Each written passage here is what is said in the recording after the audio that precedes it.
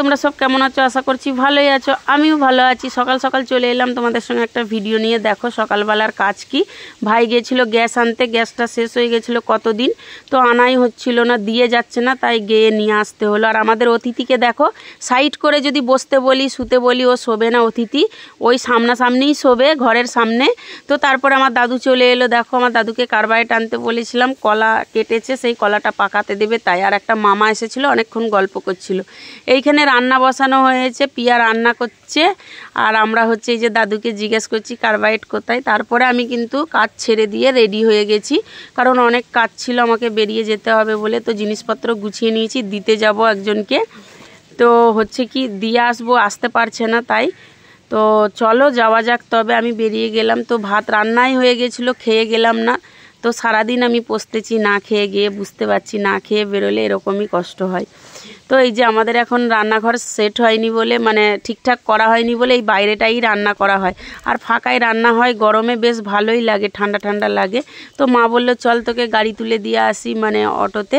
তাই গেলাম। তোমাদের দাদাভাই চলে গেছিলো তোমাদের দাদাভাইয়ের কাজে, ভাইয়ের সঙ্গে। তো আমি বেরিয়ে যাচ্ছি একাই। এত রোদ্দুর, মানে কি বলবো, ভরা রোদে আমি বেরোলাম আর কি।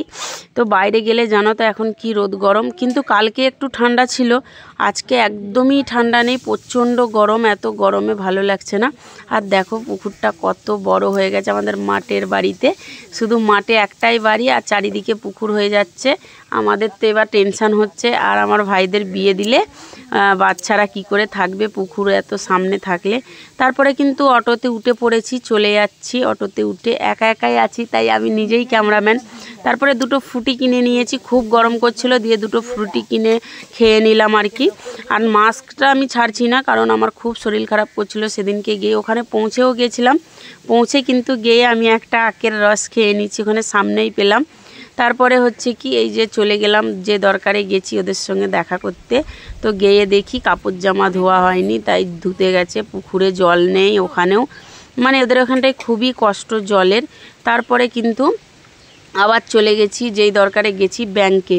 তো ব্যাংকে গেছি, কথা বলেছি। ব্যাংকেতে তো ভিডিও নিইনি, সেখানে নিতে দেবে কি না জানি না, সেই জন্য আর নিইনি। তারপরে ফাইনালি দেখো যাদের সঙ্গে দেখা করতে গেছি তারা চলে এসছে। ট্রেন থেকে নামলো, ভাই আনতে গেছিলো। তারপরে আমরা আবার একটা কাজে চলে গেলাম ইলেকট্রিক অফিসে। তো ওখানে একটু কথা বলার ছিল দরকার। তো আমি তো গেছি যেই কাজে ওকে হেল্প করব বলে, সেই জন্যই গেছি। তো এই যে বসে রয়েছি, বললো বসুন একটু, ভেতরে লোক আছে, সেই জন্য বসে আছি। ওদেরকেও নিয়ে চলে গেছি ওখানে।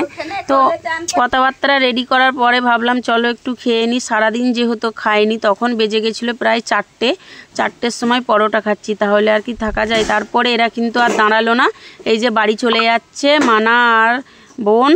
তো ওরা চলে গেল, আমিও চলে আসবো। তারপরে বললো চল একটু ওই জায়গাটা দেখে ভালো করে কথা বলে আসবি। তো ওখানে গিয়ে দেখলাম প্রচুর ড্রাগন চাষ করেছে। আর দেখো এই আত্মীয়টাকে দেখো কত সুন্দর লাগছিলো। এই অবধি